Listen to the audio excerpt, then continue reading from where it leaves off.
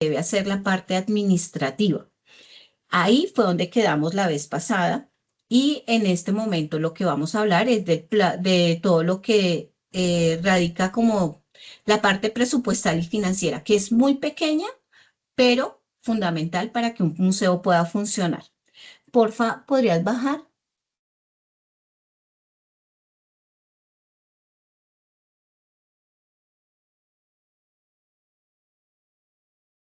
Bueno, eh, en la reunión que tuvimos la vez pasada, yo les decía que es importante, espere, esto suena, es importante que tengamos claro para dónde va el museo. Si sabemos para dónde va el museo, vamos a tener lo que les dije anteriormente. Vamos a generar una boletería que nos va a ingresar digamos, como unos recursos financieros eh, con los cuales podríamos como trabajar y saber qué se va a hacer y generar un presupuesto. Estos reportes, así podríamos generar los reportes financieros que deben responder a los recaudos de las fuentes de financiamiento, eh, digamos por boletería, digamos por venta de catálogos y en muchas otras partes, como les comentaba yo la vez pasada, por el alquiler de espacios. Hay mucha gente que hoy en día quiere y le gusta alquilar un espacio en un museo porque sienten que es un ambiente tranquilo.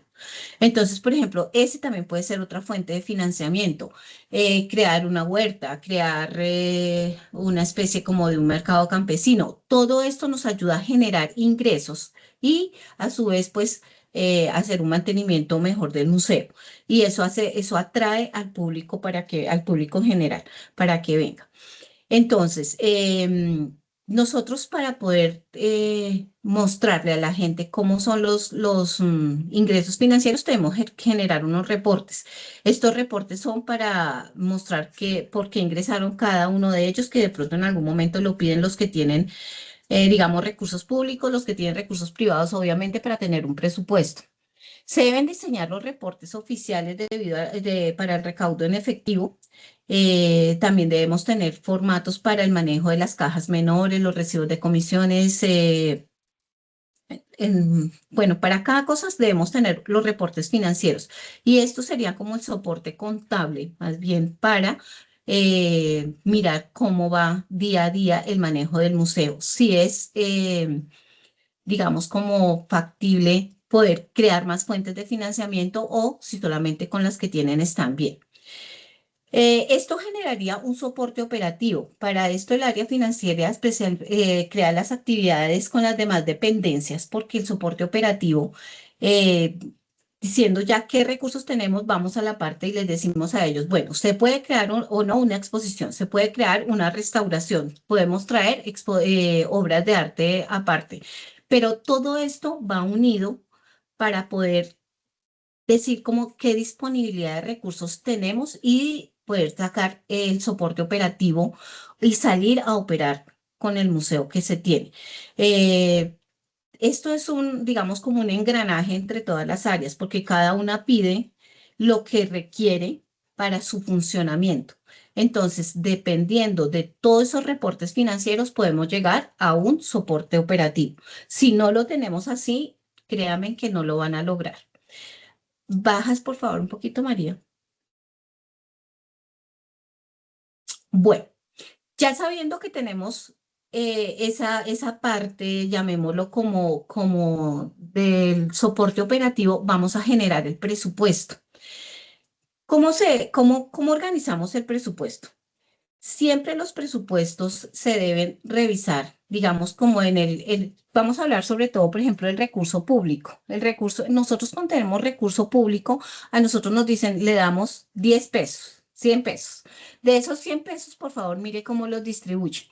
Nosotros entonces debemos, como parte administrativa y presupuestal, debemos mirar en qué se va a gastar.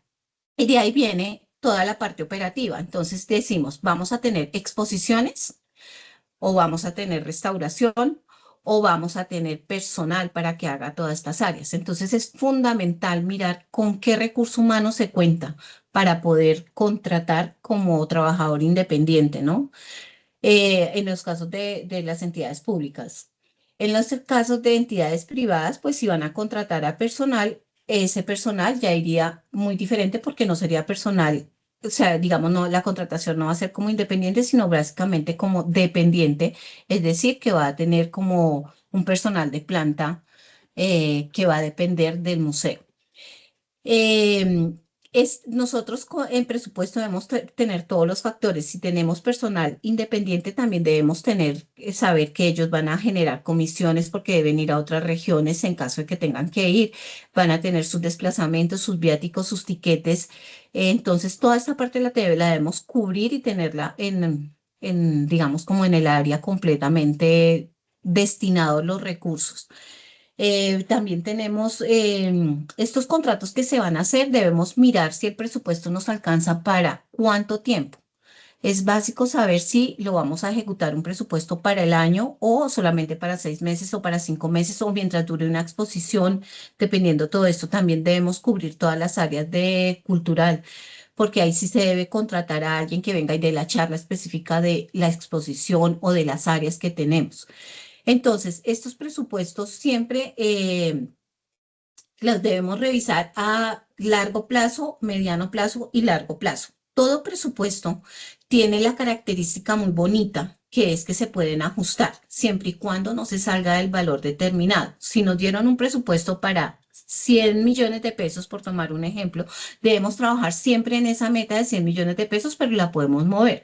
Por ejemplo, si vamos a tener investigadores y todos los investigadores no van a estar el tiempo, ni si nos sobra recurso, se puede bajar para otra área, por ejemplo, para el área educativa o para el área de investigación o para el área de viáticos y tiquetes. Es lo bonito que tiene el presupuesto, que se puede mover, pero siempre y cuando uno no se salga a la cifra, por tomar un ejemplo de los 100 millones de pesos.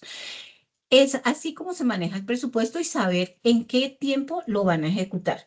Es súper importante revisar que los contratos se ejecuten a tiempo, que queden ejecutados a tiempo, que queden cerrados y que queden dentro del marco de las obligaciones que hay.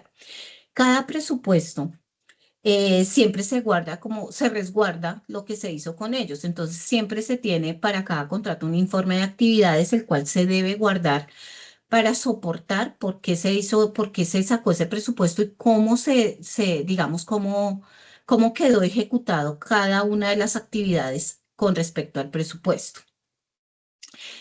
Eh, de ahí de tener el presupuesto, pues yo saqué una escalita que se llama clases de recursos. O sea, ¿cómo hago yo para poder tener ese presupuesto? Pues ya dependiendo del tipo de museo o el tipo de actividad que tengamos, podemos tener recursos públicos, privados, por donaciones o recursos comerciales. Entonces, por ejemplo, el privado es las fuentes que yo tengo. Si digamos, como la entidad que manejo es privada, entonces los socios accionistas o bueno, ¿de dónde voy a obtener los recursos? Ya va en la capacidad económica que tenga cada uno y cómo crearon su museo. Entonces, si tenemos, digamos, las fuentes por actividades, por los socios accionistas o donativos, pues se mira ese presupuesto y así se destina. Cuando hay recursos privados, eh, no hay necesidad como es decir, estos recursos privados pueden entrar la boletería, las ventas de las diferentes, digamos, como actividades que tenemos, y no hay que llevarlos, o sea, vamos a tener el manejo completo del dinero. Mientras que cuando tenemos el recurso público, solamente es el recurso que nos asigne la entidad pública que nos da el dinero, que puede ser un ministerio, la alcaldía, la gobernación, puede ser, no sé, alguna entidad eh, mm, pública que quiso donar algo. Entonces, cuando tenemos este recurso público, sí tenemos que entregarle a estas entidades, decirles en qué vamos a gastar el presupuesto y debemos dar digamos, como fe que el dinero se está gastando con transparencia. Y esto todo va ligado al presupuesto y se entrega mensualmente o, bueno, de acuerdo a lo que estipule la contratación. También podemos tener recursos por donación. Los recursos por donación son un poco complicados de manejar porque, digamos, las donaciones, cada vez que alguien da una donación, a veces quiere un soporte de que donó, porque las donaciones están exentas de impuestos para las DIAN. y por eso hay que tener mucho cuidado cuando se reciben donaciones. Las donaciones pueden ser con destinación específica o con libre inversión. Y eso hay que tenerlo por escrito. Si yo tengo una donación con destinación específica y me dicen que yo quiero que la destinación específica sea para traer niños cada 8 días al museo, hay que hacerlo como ellos dicen, porque estas donaciones deben ir certificadas y se les debe, o sea, ellos entregan el certificado mediante un contrato o bueno, algo que se llame donación. Y en contraprestación, la empresa, los museos deben entregar un acta de liquidación, un acta de procedimientos o cualquier cosa que indique que su donación fue ejecutada de acuerdo a lo que ellos querían. Cuando hay destinación de libre inversión, la de libre inversión, le voy a poner un ejemplo. Cuando llega alguien a la taquilla y dona 200 pesos, 500 pesos y se echaron en la urnita y después los gastamos en lo que nosotros, lo que no, en lo que destina el museo. Por tomar un ejemplo, decidieron sacar fotocopias, cogieron de ese dinero y lo destinaron. Esa es la destinación de libre inversión, que nadie me dice para qué es el dinero. Esa lo puedo gastar en lo que quiero, pero igual también debe tener un soporte porque todos los gastos que se tengan en un museo deben ser soportados. Es decir, nosotros no podemos aparecer con que compramos una obra de arte porque llegó la donación de cualquier lado. No. Eso todo debe estar soportado mes a mes con sus estados financieros y decir, recibimos de donación tanto, gastamos tanto y tenerlo muy ordenado. Y también llame otro que se llama recaudos comerciales. Aquí es donde va como la sagacidad de cada museo o de cada parte administrativa de saber qué podemos vender y tener un recurso adicional al que ya fue estipulado porque teníamos, digamos, el accionista nos dio 100 millones para trabajar o porque teníamos un contrato de recurso público por 100 millones o una destinación específica. La parte comercial la pueden manejar los museos libremente. Es decir, digamos que alquilaron las sedes o alquilaron un espacio para fotografía o vinieron a revisar los archivos y decidieron que les dieran copias de las fotografías. De esa manera se consiguen los recursos comerciales. Como son recursos comerciales, su palabra es muy clara, ustedes también lo pueden gastar en lo que deseen. Obviamente ya va en cada empresa si quiere llevarle como digamos, como un estado de cuenta a cada uno. Nosotros acá en el museo les llevamos su estadito de cuenta y lo guardamos muy bien el dinero porque son para cosas urgentes, urgentes que las utilizamos acá. Pero esos dineros comerciales son a los únicos que pueden ustedes acceder sin necesidad de tener un documento específico para entregar, digamos, como a las entidades que los están, digamos, como revisando. Esos dineros sí los pueden gastar ustedes directamente y esas son las fuentes de financiación que se están utilizando en muchos museos y es lo que quiere, por ejemplo, en el museo, en el Ministerio de Cultura, demostrar que los museos pueden ser autosostenibles. Entonces ya depende de lo que ustedes quieran vender y cómo lo quieren representar en sus estados financieros. Como para terminar esta parte de presupuesto y de como la presentación que les tenía, es muy importante lo que yo les decía, tener claro en qué es para dónde va el museo, qué es lo que quieren del museo, priorizar sus gastos, organizar muy bien las cosas. Lo más importante, y se los he dicho desde el comienzo, es saber para dónde va el museo y qué tipo de museo quieren tener. Hasta ahí sería mi presentación y ya pues las preguntas que surjan, con mucho gusto se las contesto. Muchísimas gracias, Janet. Muy claro, mil gracias. Bueno, con mucho Te, gusto. te voy a leer dos preguntas que están en el chat. Bueno, Claro que sí. una a una. También para Luis Carlos. La primera es cómo solucionar el problema de las pólizas para que el museo reciba una obra en donación. La obra está valuada en 100.000 pesos colombianos y el museo es el de autoconstrucción en Ciudad Bolívar.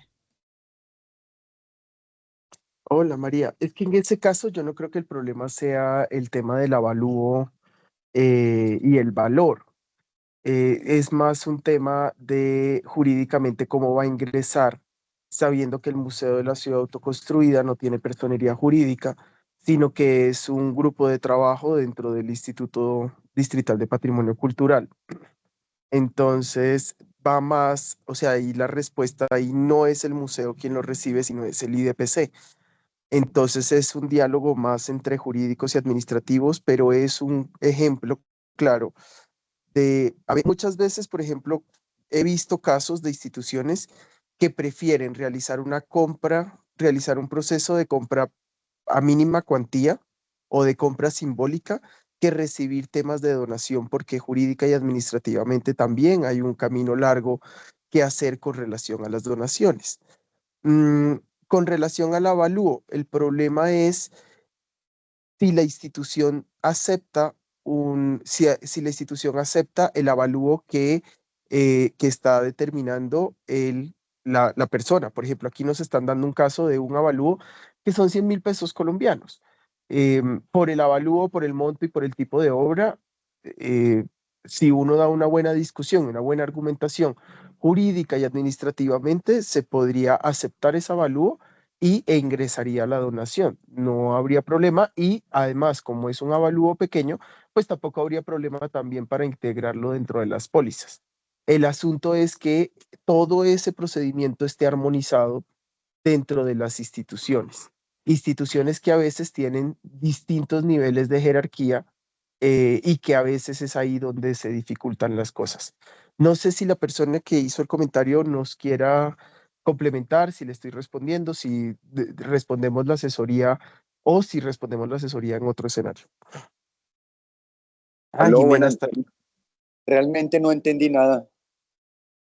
Es decir, ¿qué se puede hacer para solucionar la cosa? Es decir, pues sí, eh, está la obra, puede ser evaluada en 1 peso o en 0 pesos, o ir a una notaría y decir yo dono esto y ya no es mía, ya hace parte del museo. Yo no tengo nada que ver ya con esa obra.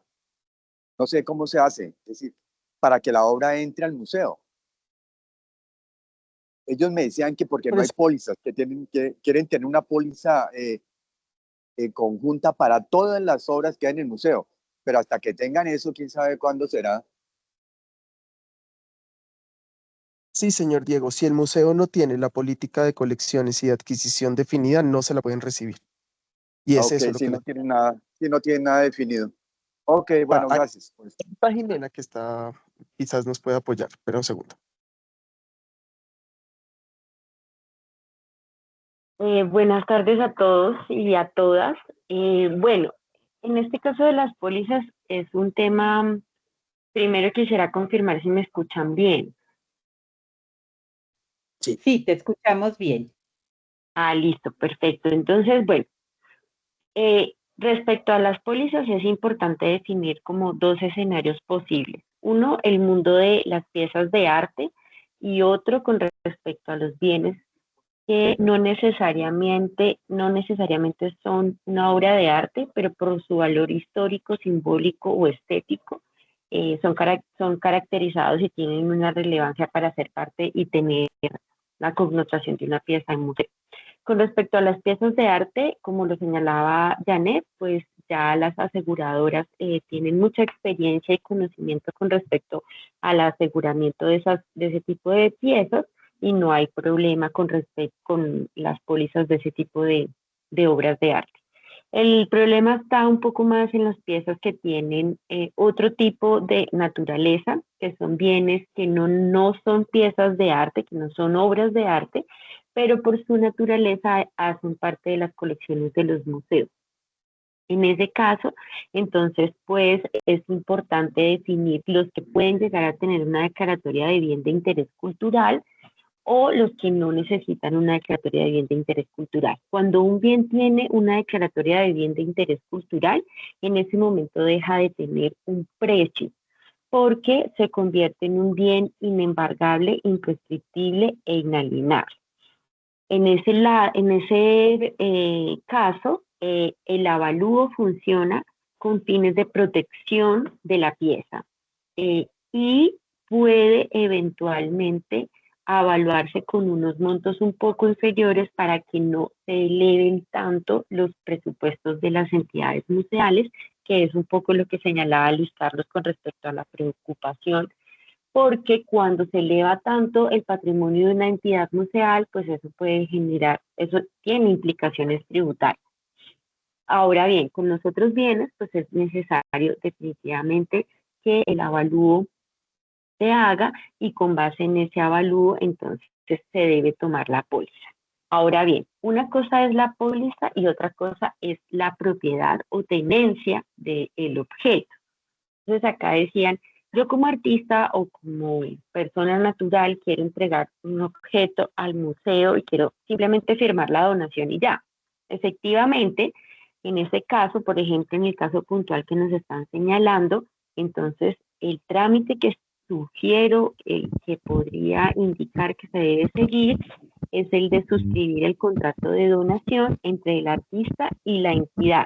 Sin embargo, como le señalaba Luis Carlos al inicio, la entidad no tiene una personería jurídica porque es un grupo de trabajo que hace parte de una entidad más grande.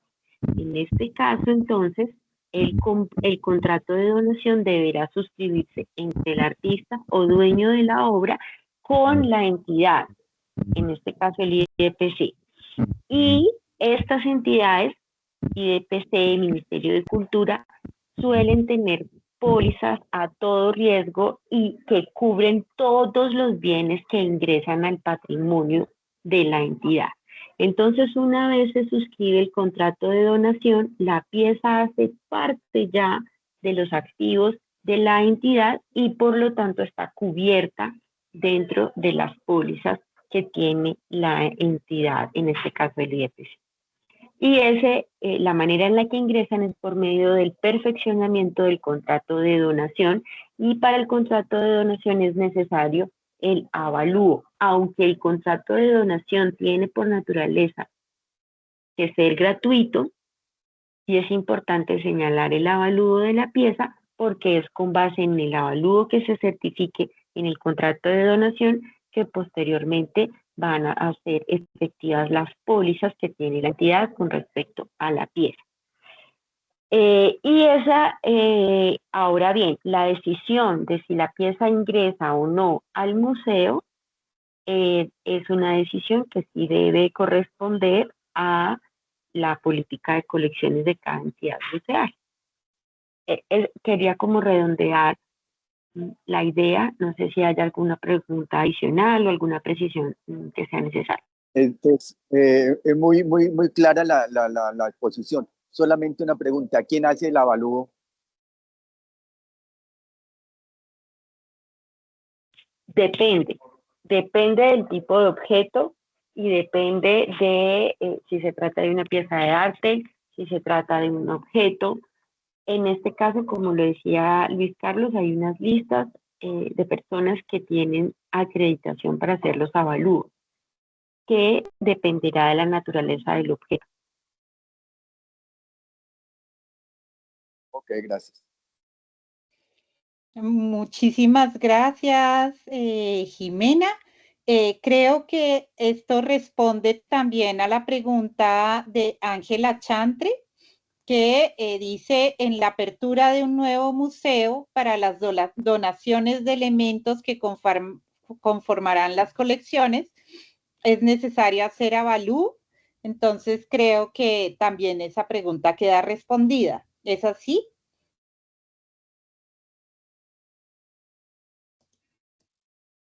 Buenas tardes, ¿me escuchan? Muchas gracias. Perdón. Ángela, Sí. Sí, Sí, gracias. sí la escuchamos. Sí, no, solamente una precisión. Es necesario que todo lleve avalúo, o sea, es decir, si ya los objetos que van a conformar, en este caso la colección, pertenecen a la misma universidad, el museo que estamos planteando está dentro de la misma universidad, se va a crear como nuevo, pero los elementos ya hacen parte del inventario de la universidad, se necesitaría avalúo también tanto para esos que son de propiedad de la universidad como los nuevos que lleguen?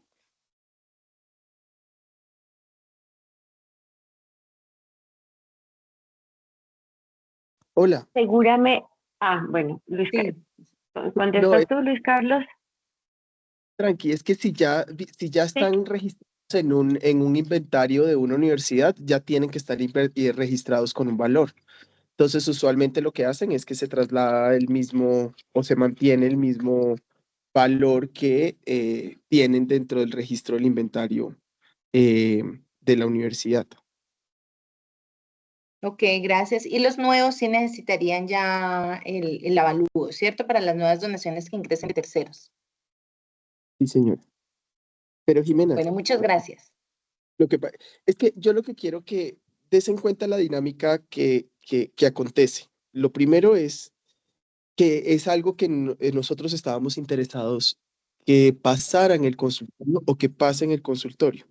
Y es que muchas veces hay museos que son muy pequeños y no tienen como esa dinámica de pensar en colectivo o de pensar en conjunto. Siempre uno requiere el concepto técnico, uno requiere el concepto administrativo y uno igual le pregunta al abogado. Por eso yo le digo, Jimena, por favor, ¿cuál es la perspectiva jurídica con relación a la pregunta que nos hace la compañera de los inventarios? Entonces escuchemos a Jimena y ya luego termino la idea. O Sí, bueno, pues no, Luis Carlos, tienes razón. Si las piezas ya están dentro ya hacen parte del patrimonio de la universidad, seguramente pasaron por un proceso de avalúo, porque para que pudieran ingresar al inventario de la universidad debió surtirse ese procedimiento.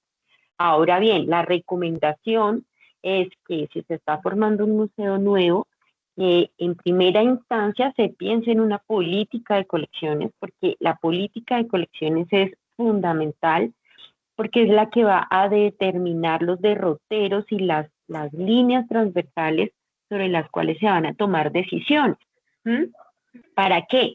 Para saber qué objetos se pueden recibir y qué objetos no se pueden recibir de acuerdo a la política de colecciones y de acuerdo a la naturaleza y al objetivo de la entidad museal. Una vez se tiene ese documento, que es un documento que debe ser una suerte de constitución, no es un documento robusto con respecto a su contenido, sino robusto con respecto a la misionalidad de la entidad museal. Entonces, las piezas que ingresen al museo deben tener un título. Y la manera de obtener el título normalmente, en estos casos casi siempre, es por medio del contrato de donación. Eventualmente también los museos pueden hacer compras o pueden comisionar obras. ¿Sí?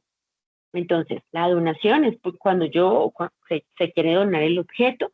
Ese tipo de contrato tiene naturaleza gratuita y por lo tanto, pues no hay un intercambio de dinero en ese negocio jurídico. Sin embargo, dentro del contrato de donación sí debe establecerse un avalúo de la pieza para que se tenga en cuenta con respecto a la póliza. Ese con respecto a la donación. Ahora bien, yo también como museo puedo eventualmente comprarle la obra a un artista, no todo tiene que ser donado. Los museos también, si tienen el presupuesto, pueden comprarlo. En ese caso, entonces, en la compraventa, pues se compra la obra y en ese caso el valor de la compraventa es el que se tendrá en cuenta para la póliza, para el aseguramiento. Y en el caso de la comisión de obra es cuando yo museo necesito una obra específica y le pido al artista, fotógrafo, o tejedora, artesano, que me realice una obra específica y lo contrato para que realice ese producto puntual y en ese caso entonces se determina el valor y el precio de la obra y ese precio será el que será tenido en cuenta para la póliza. Es la recomendación, entonces, complementando lo que señalaba Luis Carlos, es que si el museo está empezando, delimiten muy bien su política de colecciones y los objetos que empiecen a ser parte de la colección tengan claridad con respecto del título para que sea fácil el ingreso a los inventarios y estén cobijados los objetos por las pólizas de las entidades que los contienen. Eso sería todo. Muchas gracias, Jimena. Luis, ¿quieres agregar algo más o leo la siguiente pregunta? sigamos. Listo. Entonces, el señor Carlos Acosta nos pregunta, en un evento donde no puedo cobrar boletería para los visitantes, ¿se pueden vender boletas por aportes voluntarios? Ejemplo, 5.000 a 10.000. Esa es la donación de libre inversión. Una pregunta para Janet. Cubano, de resto no conozco nada más por acá. ¿Por qué se cree ese? Aló. ¿Ahí me escuchan? Sí, te escuchamos. Bueno, perfecto. Bueno, lo primero es que boletería es boletería. Es decir, si yo quiero tener algo le quiero cobrar a la gente, pues sería su boletería. Si no está regido, digamos, por un decreto o algo que su boletería va a ir al tesoro, puede cobrar su boletería y colocarla como destinación de libre inversión. Le voy a colocar un ejemplo que es el Museo del Chicó. Allí se tiene la boletería como libre inversión porque la gente, este museo es privado en primera instancia y en segundo es un museo más que todo regido como para gente extranjera, que es la que conoce más este museo a nivel internacional. Entonces, sí lo puede hacer, pero tiene que revisar específicamente cómo fue creado su museo, ¿no? Porque si tiene regulación del distrito, del gobierno, de alguna alcaldía, pues la boletería va con una destinación específica. Pero sí, como en el caso del Museo del Chicó, no está regida por ninguna entidad gubernamental ni nacional, lo que puede hacer con destinación específica.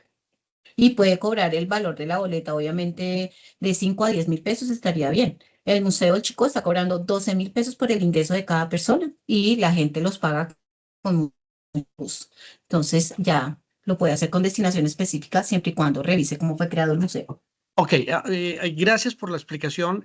Voy a ser más preciso. Mira, nosotros estamos preparando nuestra primera exposición y una fundación que tiene aquí una sede maravillosa nos facilitó toda una sala de exposiciones que ellos tienen, pero esa fundación tiene una naturaleza que no les permite que ningún evento que se realice ahí sea cobre boletería. Entonces nosotros por estar utilizando ese espacio de ellos, nosotros no podemos cobrar boletería.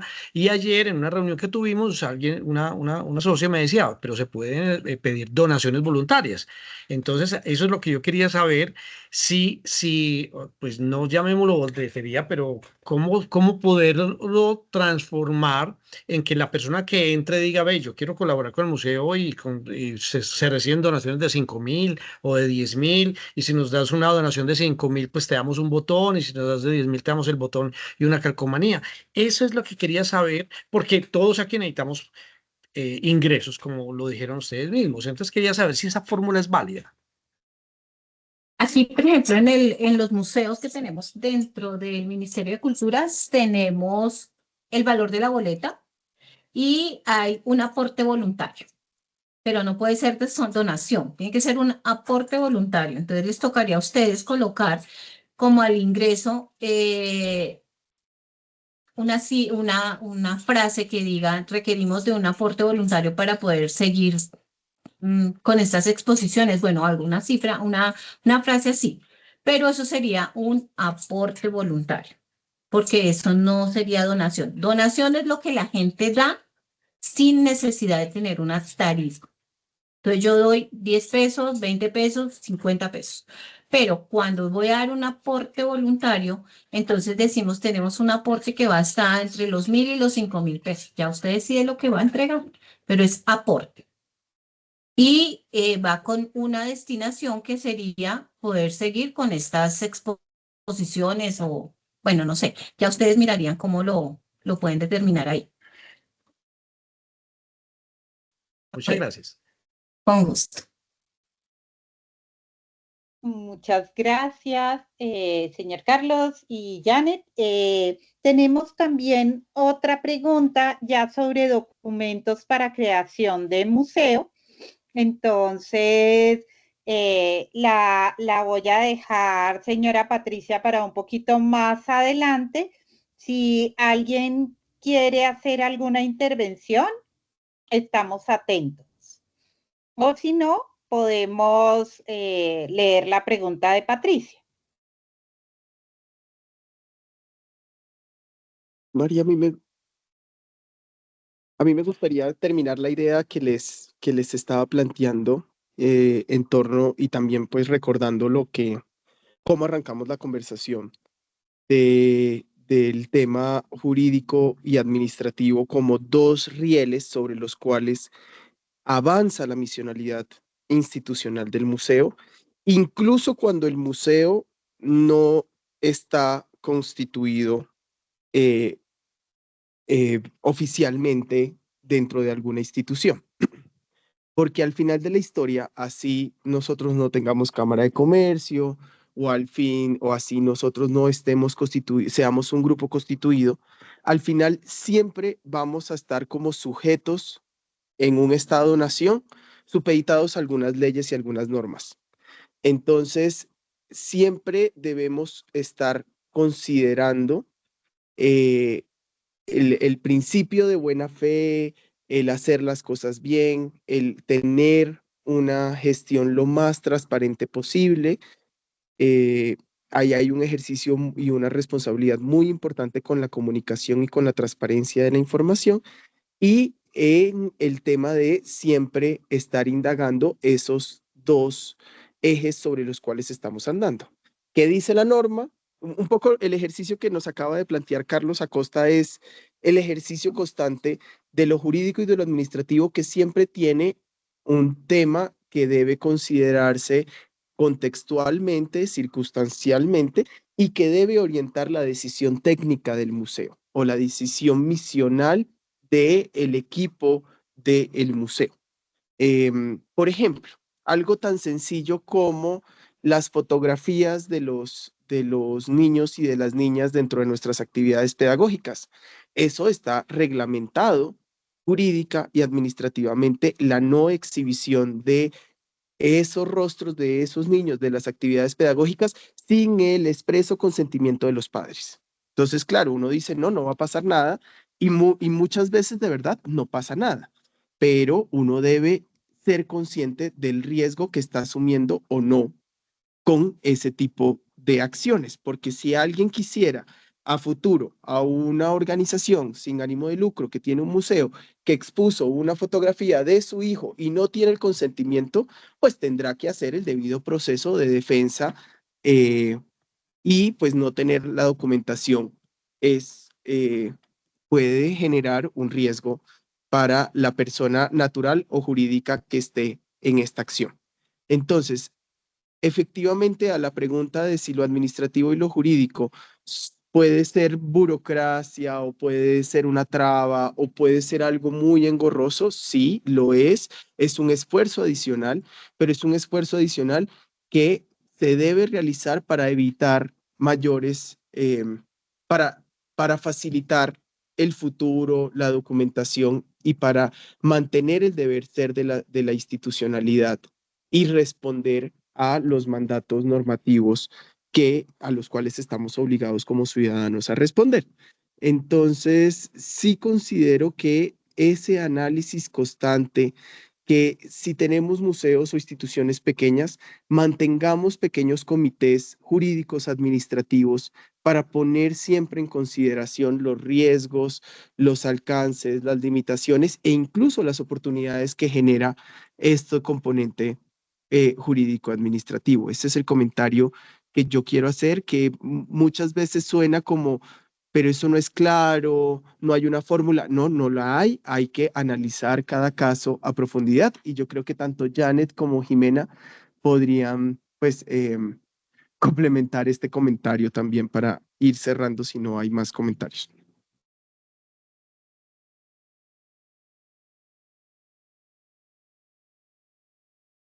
Y pues, bueno, me gustaría terminar diciendo que cada museo es un universo, cada colección es un universo, cada objeto es un universo. No es lo mismo hablar de una colección de objetos arqueológicos a una colección de objetos artísticos, a una colección de objetos históricos.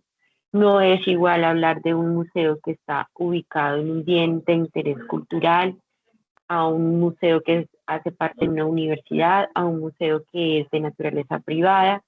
Entonces, como lo señalaba Luis Carlos, las fórmulas no están hechas porque el mundo de los museos es un mundo que está vivo y que todo el tiempo está cambiando y está modificando. Entonces no podemos decir que 1 más 1 es igual a 2 porque dependerá de cada escenario y de cada espacio y de cada, las posibilidades que cada museo da y tiene. Entonces, sí es importante todo el tiempo estar consultando y algo que yo suelo decir aquí en el Museo Nacional y es que definitivamente el ejercicio del derecho y la aplicación de las normas en espacios museales tiene que ser un ejercicio muy creativo desde la perspectiva jurídica porque la norma no se ha pensado para entidades museales. En este momento no hay una norma específica para museos, no hay una norma específica para entidades museales y en esa medida nos toca tomar las normas que existen y darles aplicación a las entidades museales y eso implica un ejercicio de creatividad museal muy demandante. Resulta un reto para las entidades ajustarse a las normas y cumplirlas, pero también dar lugar a todo lo que ocurre en el museo que no ocurre en ningún otro espacio. El museo no es equiparable a un salón de teatro, a una sala de teatro. El museo no es equiparable a una sala de conciertos. El museo no es equiparable a ningún otro escenario de la infraestructura cultural. Y por esa razón es un ejercicio de creatividad jurídica y de creatividad administrativa para lograr encaminar la norma y el quehacer museológico. Entonces, me parece que las palabras que acaba de dar Luis Carlos muy al lugar, porque sí, todo el tiempo implica consultar, todo el tiempo implica adecuar el quehacer a la norma y buscar rutas que faciliten la ejecución de los procesos, que busquen evitar la burocracia, pero que a su vez estén dando cumplimiento con los mandatos legales que nos exige estar en el marco de un Estado social de derecho. Eso sería todo lo que tendría por señalar. Muchas gracias, Jimena. Hay una pregunta de Patricia Cafure, que es ¿cuáles son los documentos necesarios para abrir un museo? Entonces, como acaba de señalar Jimena, también eso depende un poco del carácter de la entidad museal y pues fue tema de otro consultorio, pero no sé, Luis Carlos, si quieras decir algo sobre esta pregunta. No, yo creo que lo indicado es compartir el consultorio de registro y oficialización de museos, que ahí se resolvieron varias preguntas, incluso las que pueda tener la señora Patricia, y quedamos más bien atentos a preguntas concretas para continuar con asesorías. Recordarles a todas las personas conectadas que este espacio es un espacio diseñado para resolver este tipo de preguntas constantemente. Entonces, que cuando vean que la citación está hablando de educación, de colección o de colonializar el museo, pueden traer las inquietudes que tengan y en la medida en la que si ya el tema pasó, pues les compartimos la grabación del tema que haya pasado y demás. Pero es un espacio para generar este tipo de comunidad y para saber que tienen un espacio permanente de consulta eh, que está dispuesto y que aquí lo vamos a tener cada 15 días, ¿vale? Perfecto. Nancy tiene levantada la mano. Nancy, ¿quieres hacer la pregunta? Sí, buenos días, ¿cómo le va? Bueno, Buen yo le hablo día. desde la ciudad yo le hablo desde la ciudad de Santa Marta. Nosotros es un grupo, estamos interesados en el montaje de un museo. Este es el Museo del Banano, como respuesta pues a los 500 años que está pronto a cumplir nuestra ciudad. Interesante que si nos pudieran compartir también los documentos. Es primera vez que entramos, o que entro al chat a esta reunión, y pues queríamos saber también, además de saber los documentos para la creación del museo, nosotros queremos documentarlo históricamente, pero encontramos las fotos en internet. En este caso, ¿qué debemos hacer para los derechos de autor y poder exhibir todas estas fotografías que encontramos en nuestro museo? Buenas, señora Bueno, Nancy. Son varios componentes en una sola pregunta. Me parece interesante poder dar la respuesta porque puede ser útil para todos aquí con relación a la propiedad intelectual de los materiales que exhiben los museos.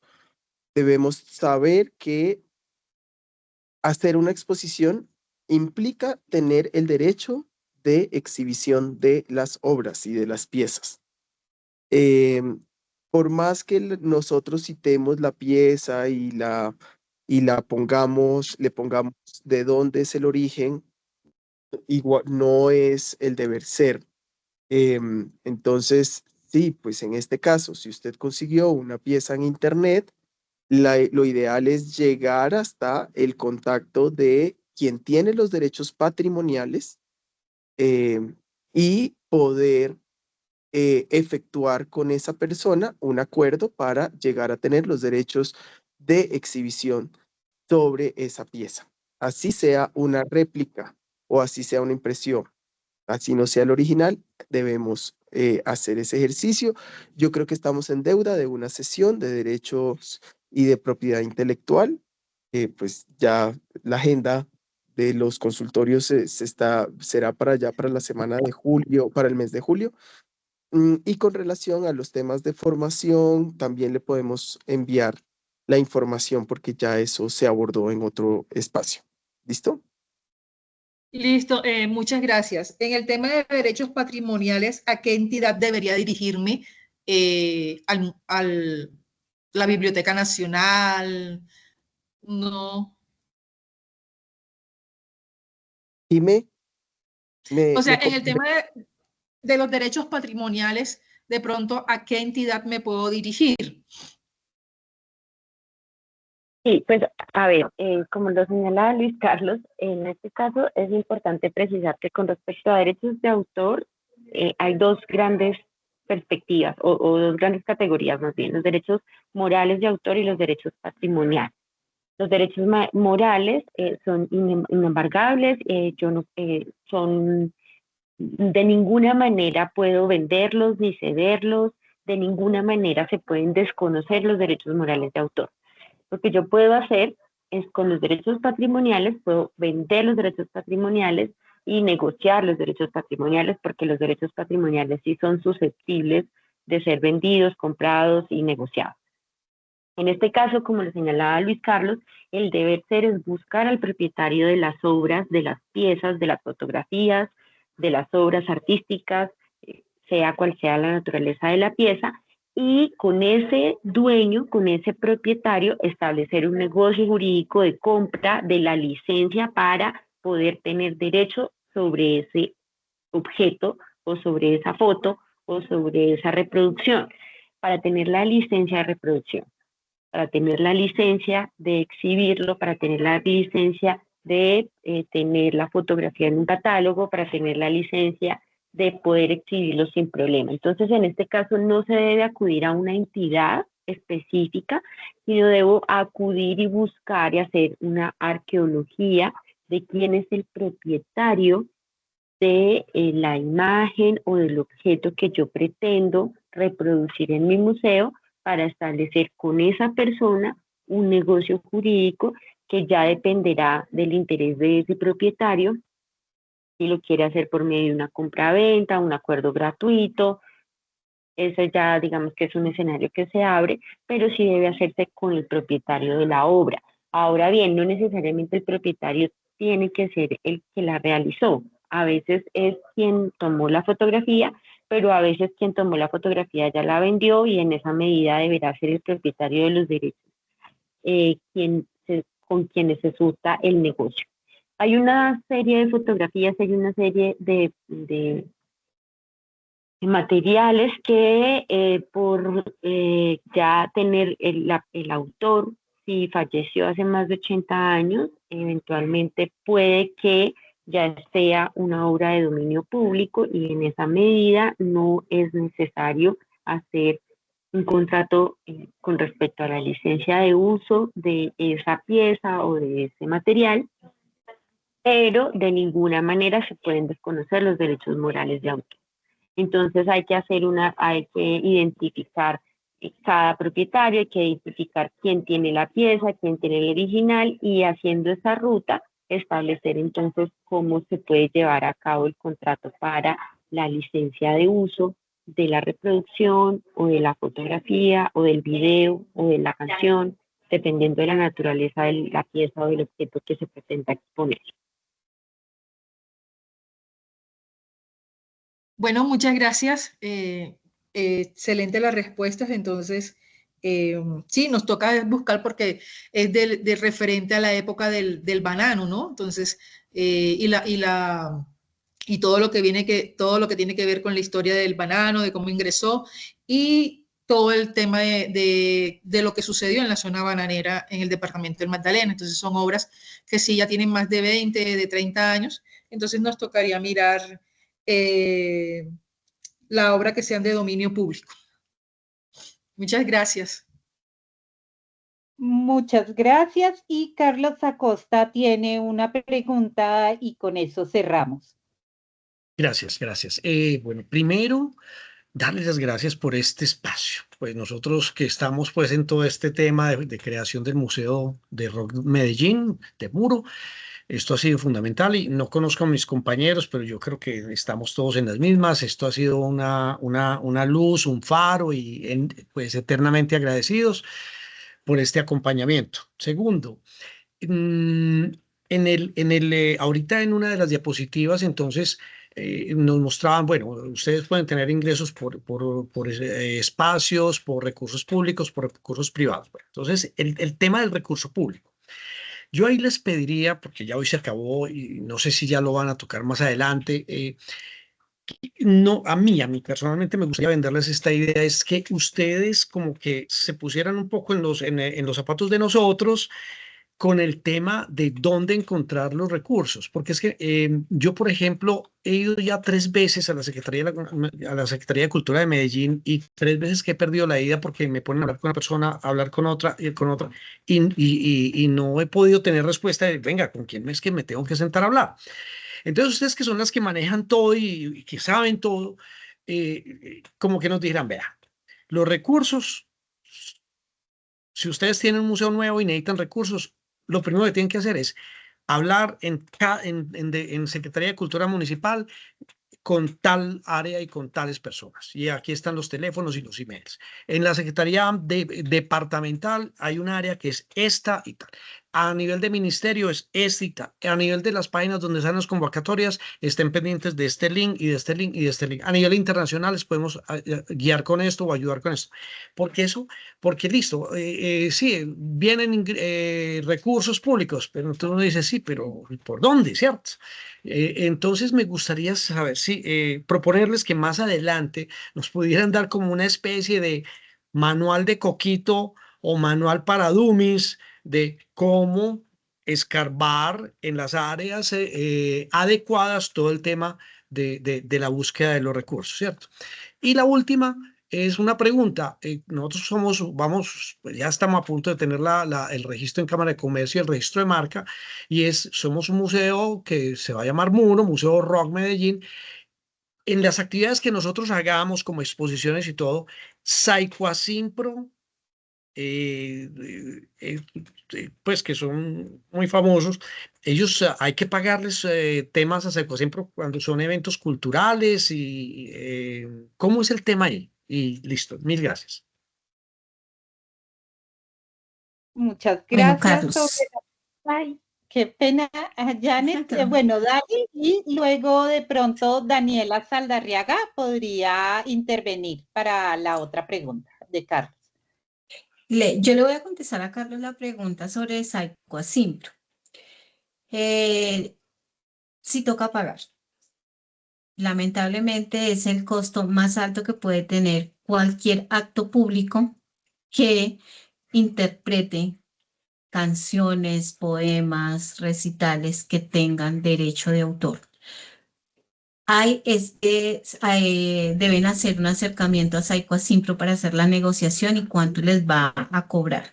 Cada vez que tenemos un acto público en el Museo Nacional, por tomar un ejemplo, nosotros debemos enviar el listado de las obras, canciones o, bueno, lo que se vaya a hacer y ellos determinan el costo. Es bastante costoso y como nosotros sí tenemos auditorio con las especificaciones que se requieren para este tipo de eventos, entonces el pago es alto. Sí hay que pagarlo. Y si no lo hacen y los llegan a pillar, la multa es alta. No, perfecto, listo. Muchas gracias. Bueno, pues, con Previendo mucho gusto. eso, nosotros ya tenemos unos compositores pues dentro del museo, entonces dijimos, vamos a crear música propia incidental, pero quería saberlo pues de la fuente de ustedes. Muchas gracias. Muchas gracias. Y Daniela Saldarriaga, si aún estás por ahí y puedes aportarle algo a Carlos Acosta, pues bienvenido. Hola, buenos días. Carlos, mira, te cuento. La pregunta que tú haces es súper importante porque no sabemos muchas veces a dónde recurrir. Medellín en específico tiene una política de gestión de museos a través de la creación de la Mesa de Museos de Medellín.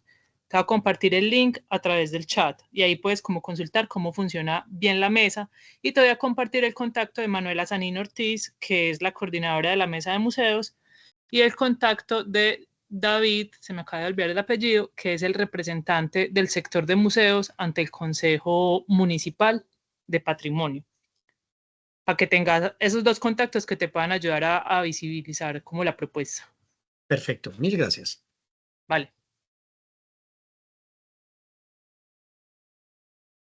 Bueno, pues mil gracias a todas y todos por asistir. Mil gracias a María Janet, a Sandra Jimena, a Luis Carlos y pues nos vemos en 15 días que se celebra el mes de la herencia africana. Vamos a enfocarnos en esos dos consultorios en temas de decolonialidad, reparación, herencias africanas desde los museos.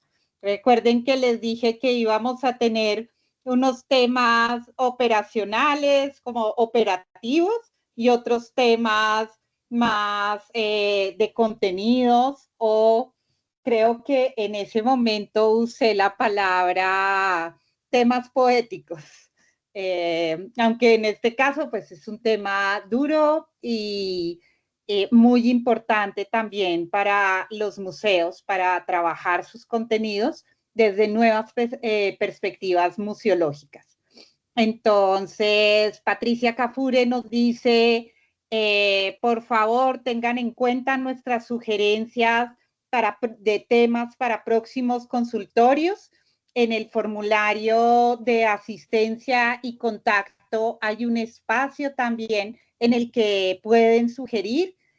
Si se han dado cuenta, las personas que se han inscrito ahí, yo les escribo siempre cada 15 días y les anuncio las sesiones que hay. Entonces, ese formulario nos sirve mucho para organizarnos y para no perder el contacto con ustedes. Muchas gracias a todas y todos y nos vemos en 15 días. Bueno, buenas tardes a todos. Feliz tarde.